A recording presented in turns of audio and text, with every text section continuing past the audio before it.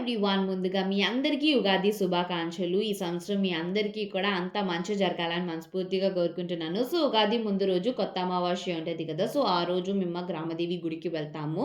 Already మా ఇంట్లో వాళ్ళందరూ కూడా మార్నింగే గుడికి వెళ్ళి అమ్మవారికి పూజించుకొని అమ్మవారి దర్శనం అనేది చేసేసుకున్నారు. కానీ ఇంకా మార్నింగ్ నాకు కుదరకపోవడం వల్ల నేను వాళ్ళతో పాటు గుడికి వెళ్ళలేకపోయాను. ఇంకా అందుకే ఈవినింగ్ నేను ఇంకా మమ్మీ ఇద్దరం గుడికొచ్చి అమ్మవారి దర్శనం అనేది చేసుకున్నాము. కొత్త అమావాస్య రోజు మార్నింగ్ 4:00 నుంచి నైట్ 8:00 వరకు మనం ఎప్పుడైనా గుడికి వెళ్ళి అమ్మవారి దర్శనం అనేది చేసుకోవచ్చు.